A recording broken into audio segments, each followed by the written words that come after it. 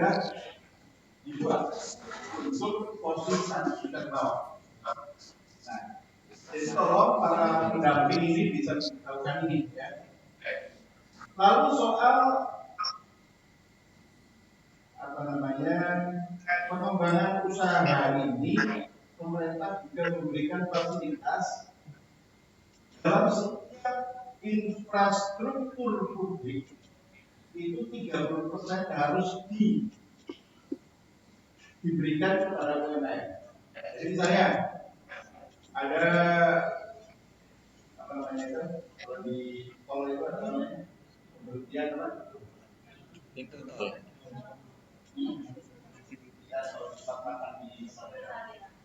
Rest area. Rest area itu minimal 30% itu adalah UMKM. Kalau sekarang sih UMKM semua ya, hampir sekarang ya hampir 100%, kecuali produk-produk kayak misalnya KFC atau apa medis segala macamnya. Yang lain itu UMKM semua kan. Karena kalau kita tahu kriteria UMKM ini kan sekarang luas ya. Jadi kalau dulu itu UMKM itu kecil, UMKM cukup besar ya. Jadi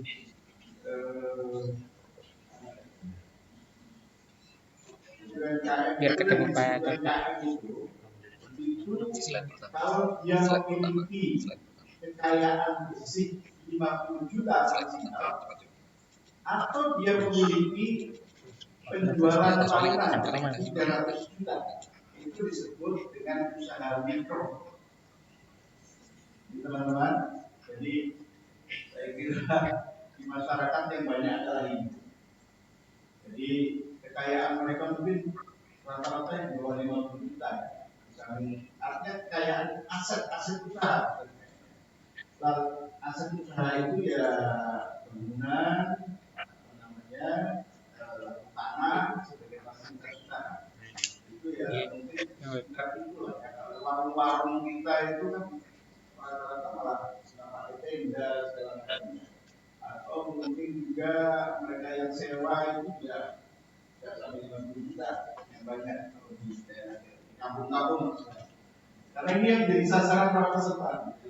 Saya berkonsentrasi di sini.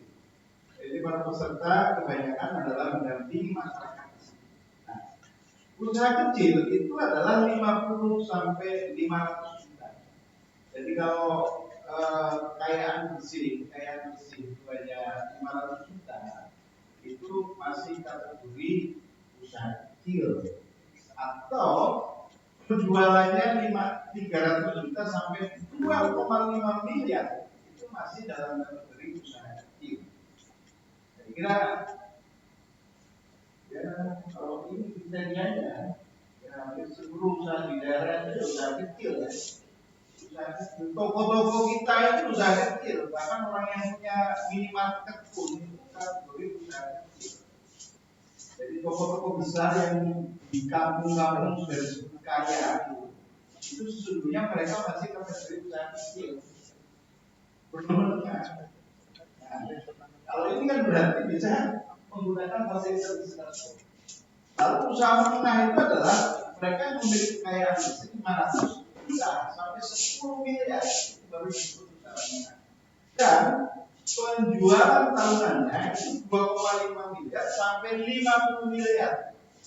Jadi saya kira kalau di daerah kita di Banjarnegara, di Purbalingga, di Kebumen, ini ya maksimal mereka adalah para pelaku usaha menengah. Masih jarang sekali yang masuk kategori usaha. Nah, kenapa saya menyampaikan justru yang saya sampaikan karena saya ingin menegaskan bahwa peluang kita untuk mengangkat mereka itu sangat besar. Kita yang saya maksudkan adalah para peserta.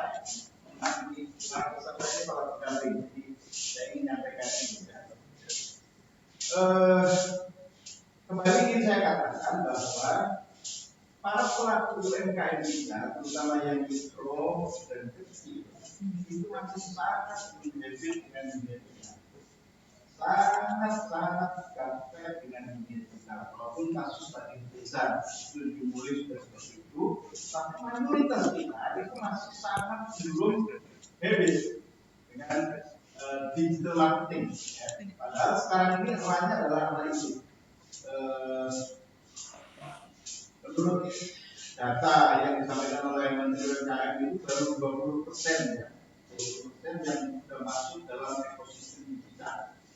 Pemerintah menargetkan 20% itu 13 juta sekian. Nah, pemerintah menargetkan pada 2024 itu bisa sampai 30 juta. 30 juta pelaku UMKM itu sudah masuk dalam ekosistem digital. Artinya setiap tahun pemerintah memiliki target 5 juta UMKM untuk masuk pada ekosistem digital. Jadi kalau manfaatkan betul ini teman-teman. Jadi pemerintah memiliki target 5 juta per tahun bagaimana UMKM masuk pada ekosistem digital. Artinya apa? Artinya pemerintah ini pasti memiliki program-program yang banyak ya, untuk sampai ke situ. Nanti biar Mas Darwis mungkin bisa Mas Andre bisa memberikan info-info soal ini. Nah, ada survei BI. Jadi 88% pelaku UMKM itu terdampak COVID. 88%. Nah, yang 12% itu bisa bertahan. Kenapa? Ternyata ini karena mereka masuk pada ekosistem digital. Jadi yang eksis hari ini itu adalah mereka yang masuk pada ekosistem digital. Artinya para pengusaha kecil menengah, pemikro kecil menengah yang mereka lalu eksis ini karena mereka mampu beradaptasi dengan perkembangan, yaitu tren digital marketing. Bahkan di antara mereka 27% itu mengalami peningkatan penjualan. Jadi ketika COVID ini mereka justru untung. Nah, ini dalam situasi COVID ini ada sebagian masyarakat yang justru untung. Kenapa? Karena memanfaatkan digital marketing.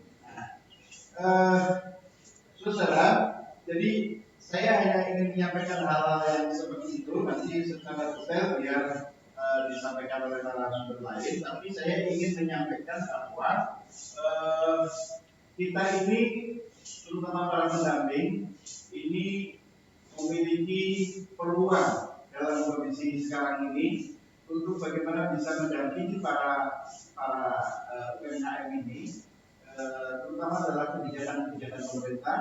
Nah, memang problem yang dihadapi oleh para pengusaha kecil ini dari sisi teknologi, dari sisi kemampuan memproduksi itu juga problem ya. Nah, ini perlu pendampingan khusus, artinya perlu skill. Nah, skill ini yang bisa dimanfaatkan. Saya kira teman-teman bisa bekerjasama dengan banyak sekali institusi. Saya kira Mas Arif nanti bisa cerita ini bagaimana meningkatkan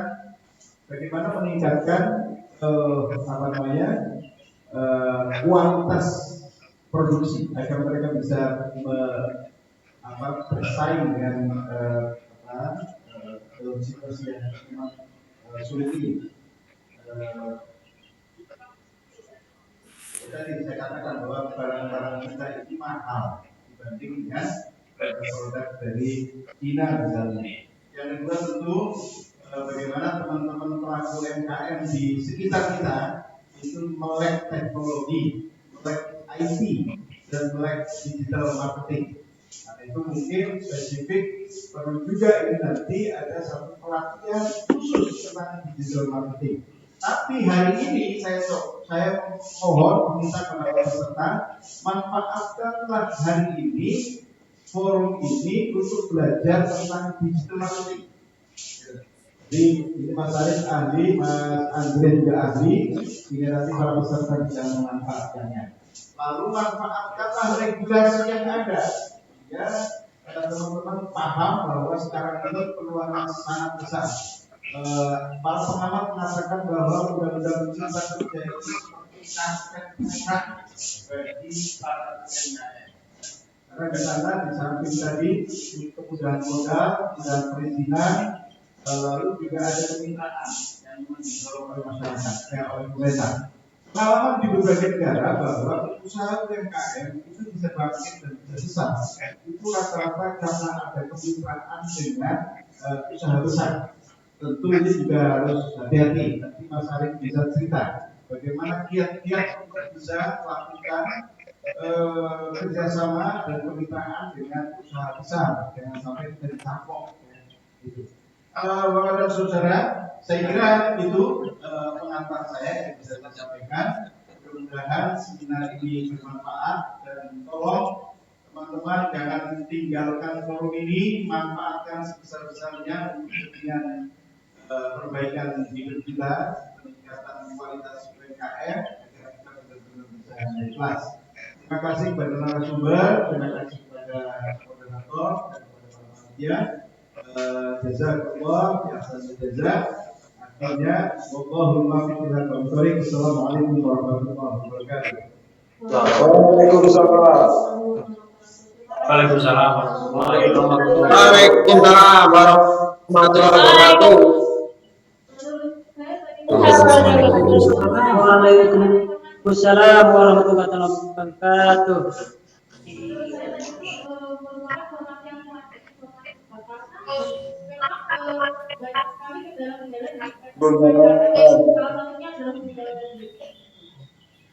Nah, di satu sisi selain modal, masalah selanjutnya yaitu bagaimana caranya produk-produk UMKM kita itu dapat berdaya saing saat memasuki market, baik market nasional maupun market internasional. Nah, caranya membolster ini itu bisa menggunakan marketing digital, marketing. Mungkin kita akan belajar bersama-sama melalui diskusi kedua kita, yaitu bersama Bapak Yulian Zaidari. Beliau merupakan ketua Dewan Pakar Visi. Selain itu, beliau merupakan komisi penyiaran Indonesia bagian juga. Waktu dan teman saya silakan. Silakan Bapak. Terima kasih Mbak Rana. Bismillahirrahmanirrahim. Assalamualaikum warahmatullahi wabarakatuh. Alhamdulillahirrahmanirrahim. Waalaikumsalam warahmatullahi wabarakatuh. Tuhan Maha Kuasa berberkah untuk kita semua. Di siang berbahagia ini kita bisa sharing informasi, pengetahuan dan pengalaman.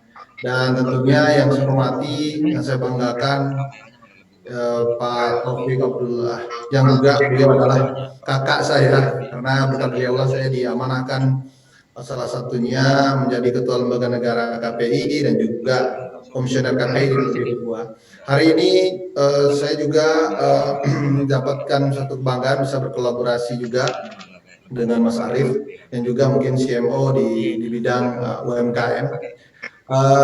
Sesuai dengan tugas pokok dan kapasitas yang bisa saya urai, karena saya bicara tentang Dewan Pakar di Ikatan Sarjana Komunikasi Indonesia, izinkan saya fokus terhadap pentingnya teknologi digital untuk dimaksimalkan oleh seluruh masyarakat Indonesia, khususnya para pelaku UMKM.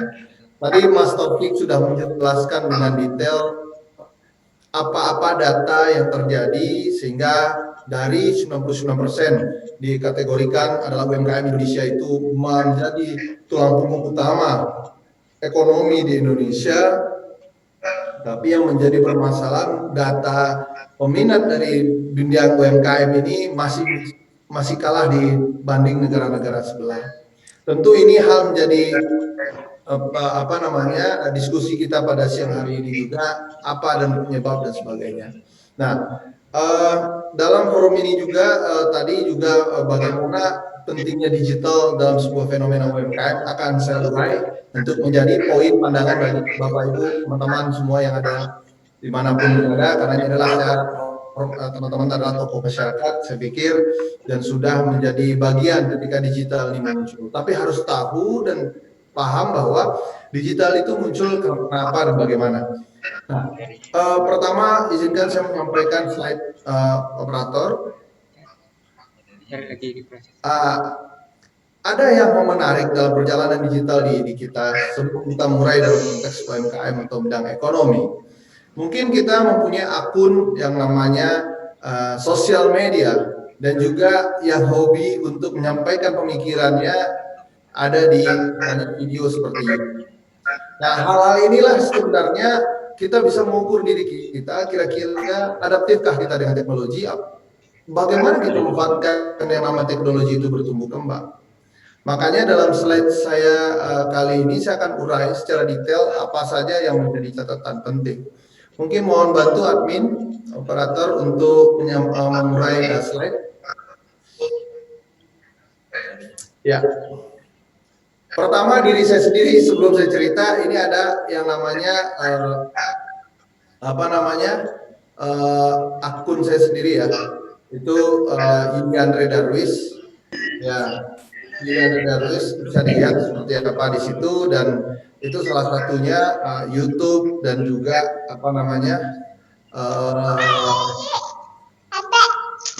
sosial media yang lain. Ini share screen-nya nggak bisa muncul, mungkin boleh bisa dibantu share screen hanya di kolom bakti aja yang keluar. Nah, ini menjadi dasar bahwa silakan kita bisa berinteraksi secara langsung. Kalau bicara tentang digital boleh ditanyakan. Saya Yuliana Darwis, Bapak Ibu dimanapun berada, karena saya yakin tiap orang nggak ada yang nggak punya akun sekarang. Hari ini saya ketemu Mas Taufik, kalau misalnya nggak komen kita bisa di WhatsApp, kita bisa di telepon. Nah, di orang yang tidak kita kenal pun sekarang kita bisa langsung direct message katanya. Nanti tiba-tiba di forum ini nanti kita tidak ada batasan, langsung aja mau WhatsApp diri saya, kira-kira apa yang menjadi permasalahan seperti ini, apa solusinya. Bisa saja langsung konsultasi. Di forum yang mana? Di forum ketika adanya Mas Taufik dan teman-teman di siang hari ini. Nah, dengan itu saja kita bisa mengingat. Ini tidak bisa di screen ya, teman-teman admin di Bakti. Oke. Kedua, slide selanjutnya saya akan bercerita. Tadi Mas Taufik detail sekali bagaimana pandangan secara ekonomi, bahwa yang bisa survive itu ketika krisis tahun 98 yang lalu, Indonesia juga ditolong oleh UMKM. Ya, ditolong oleh UMKM. Nah, permasalahannya adalah ketika kondisi pandemi hari ini juga seperti itu. Nah, sebelum kita menguatkan apa yang disebut potensi digital tadi, saya akan cerita. Slide selanjutnya mohon izin kepada admin.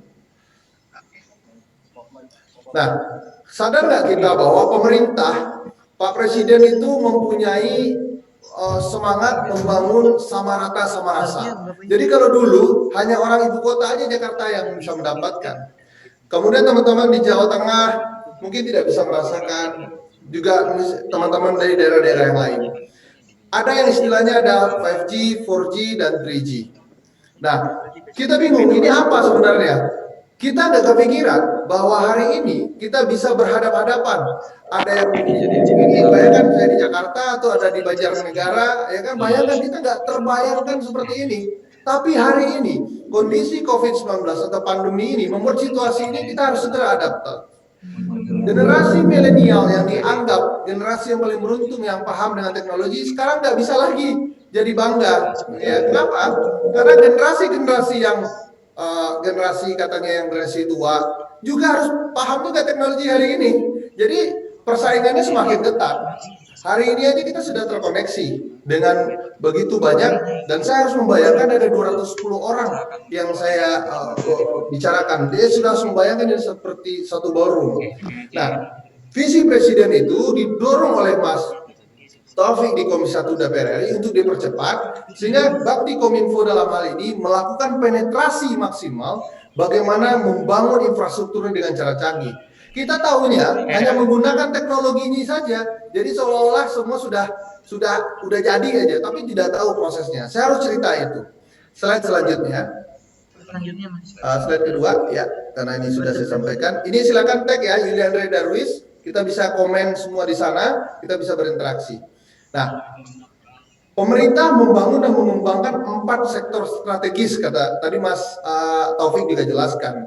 Salah satunya adalah pintu kunci yang paling menarik adalah Undang-Undang Cipta Kerja, yang selama ini membuat situasi seolah kita ini menjadi berbeda di antara kelas yang besar, pengusaha besar dengan pengusaha kecil. Ternyata ini membuat kita itu sama rata sama rasa.